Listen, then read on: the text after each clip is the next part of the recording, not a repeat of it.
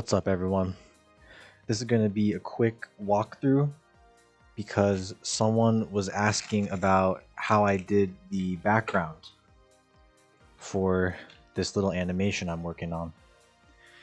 And so I thought I would just take you through the floor and then through the HDRI and then how I did these as well. So, firstly, with the floor, it's just a very basic shader setup. This is inspired by Ducky 3D.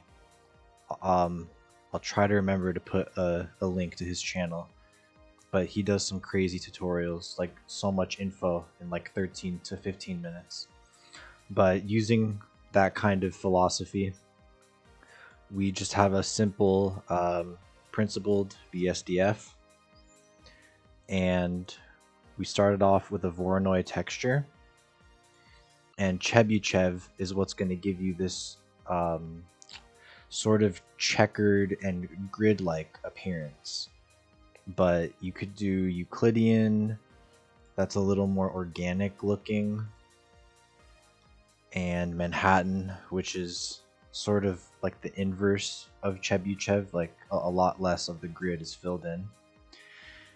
And then Minkowski as well, which you have to change all these settings, so I'm not even sure what it works out to look like.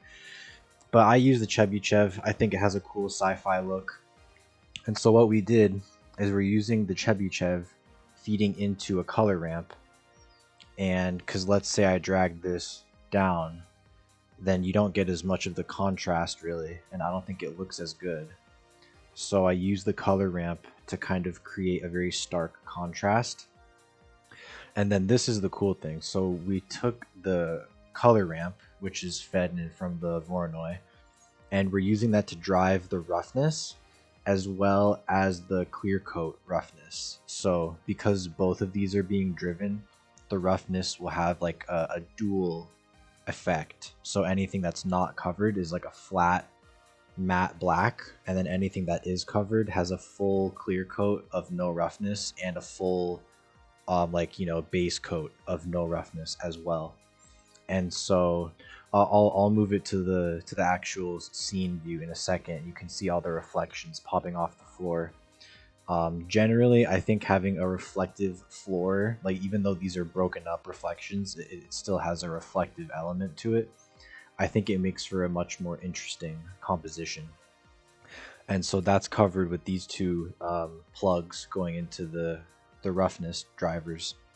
And then the last thing is we're also taking the output of the color ramp, putting it into a bump node, and then feeding that into the normal. So if I take this off, you'll actually see that everything looks really 2D. And I thought it was looking a little too much like a cartoon.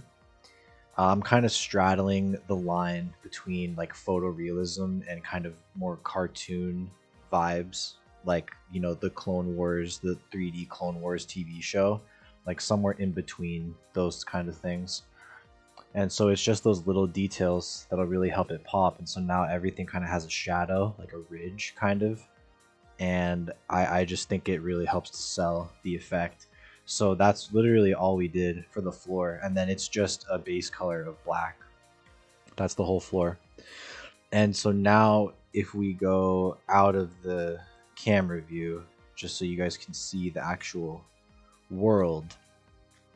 So I've already mentioned Polyhaven on my channel. If you guys are not using HDRIs, that is like really going to kill the production value of your scenes, because you're just going to get reflections that you're not able to really replicate unless you want to build out your entire world in 3D, which is not practical or recommended.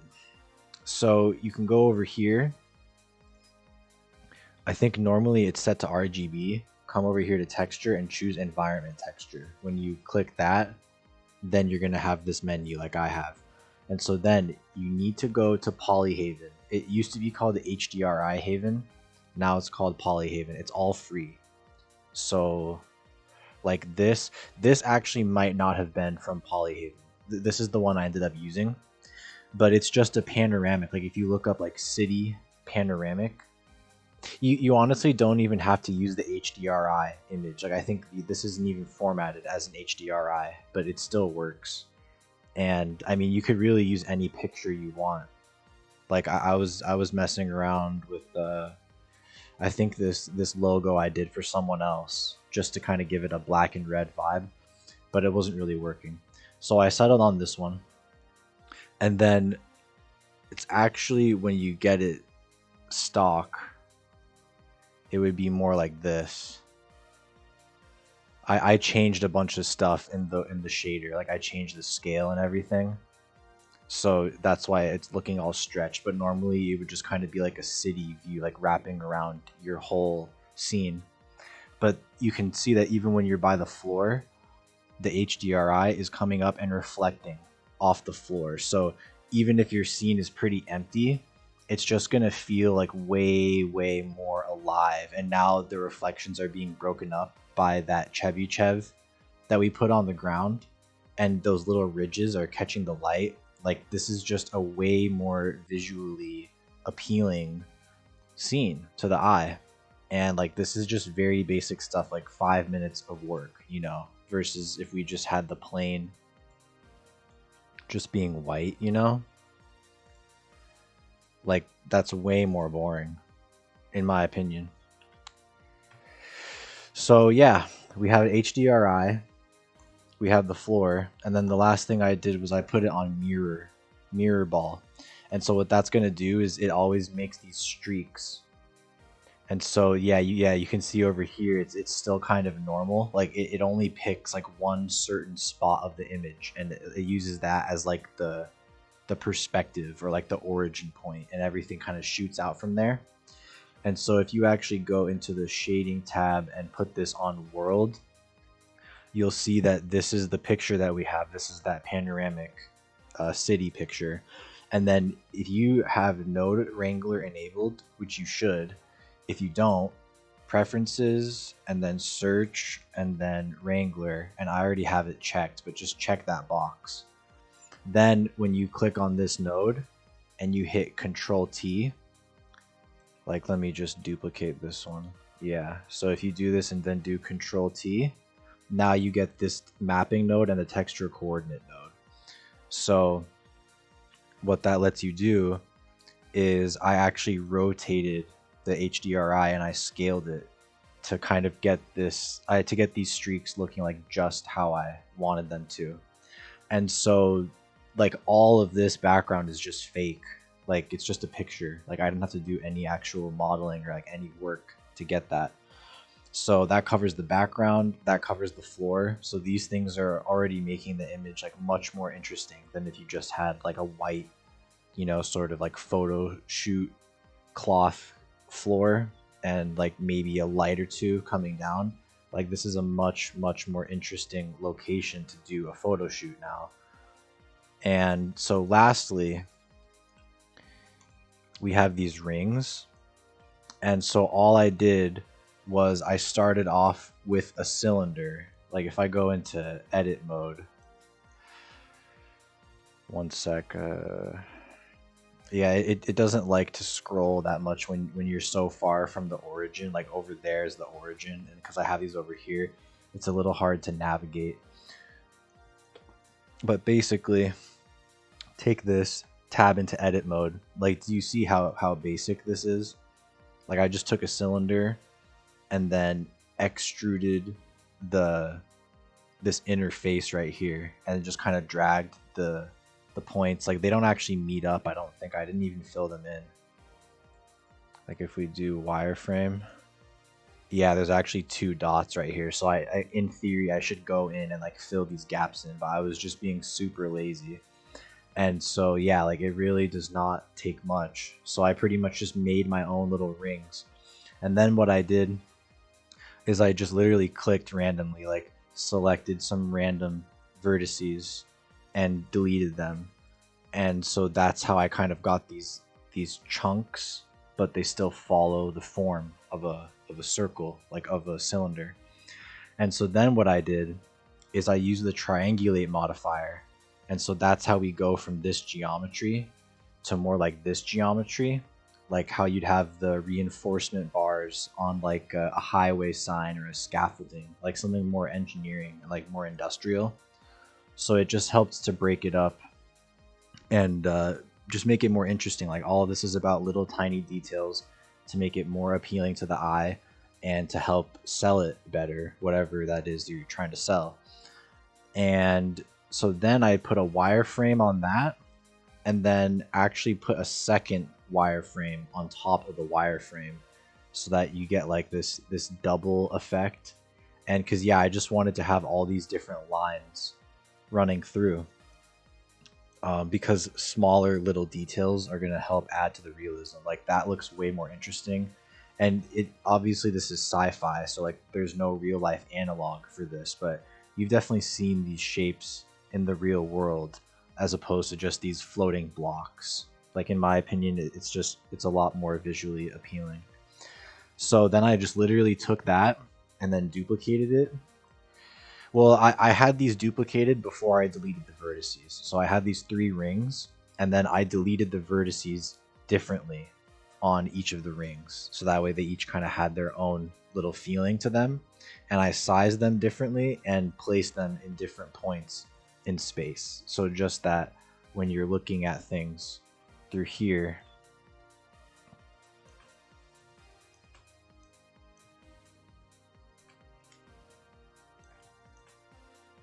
like that,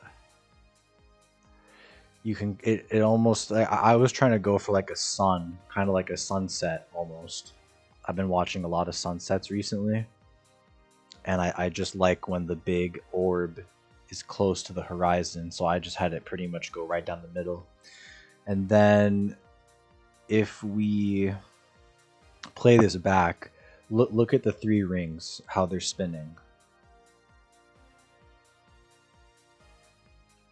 I hope the YouTube compression isn't totally hiding it, but this one is spinning super fast. These 2, the inner and the outer, are spinning in the same direction. And the middle one is spinning in the opposite direction. And the speed decreases as you go out. That's another trick from Ducky 3D. He has like a lot of really good like sci-fi landscape and like focal point, like what's the focal point of your scene going to be.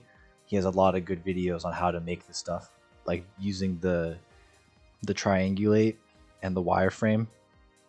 That's all Ducky 3D stuff, so you should definitely go check out his videos. It's too much for me to try to cover.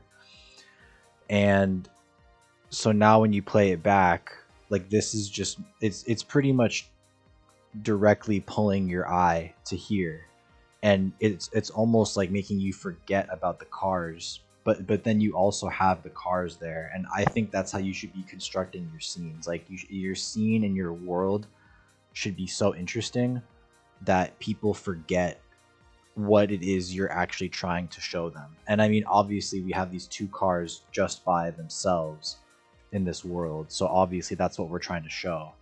But when you put it into preview mode and you can see everything else going around and all these reflections, like someone could probably watch this video and never look away from right here as all the reflections whiz by right here with the Chebyshev pattern. And because we use the bump, it kind of has these curbs, like these ridges that catch the light. They could live right here, and that's going to increase the replayability of your clips if you have multiple focal points. Like let's say you're trying to make reels for Instagram or shorts for YouTube. If someone can watch your video one time and get everything that happens, in my opinion, that's not a good thing. Like maybe if you have a tutorial or something, then that's what you want, but generally you want people to watch it multiple times. So you kind of have this focal point because the reflections of the far away thing are actually the closest thing to the camera. And then you have these 2 cars, but one of them only comes into frame about halfway through the animation. And so your eye is just being pulled in so many different ways. And you could say it's too busy, but I would honestly say my style is like being too busy and giving people too much to look at. Like just these exhaust pipes are crazy. on their own, and now they're kind of blending in to the bright red background behind, and like this decal on the car is glowing bright red, and even like the center cap on the wheels glows bright red. So it's just like these little red touches throughout the whole scene, and then the glowing white lights, like even these strips are kind of like the same color as the headlights and the glow bars. So it's very continuous and coherent, even though there's a lot of busyness going on. So like that's the balance. So I hope that's helpful. Like this is really what it looks like, you know? Like it looks pretty weird until you see it from the angle that you want the viewer to see it from. So I hope that's helpful. Let me know if there's questions, and I'm down to dive a little deeper. Until next time, you guys. Peace.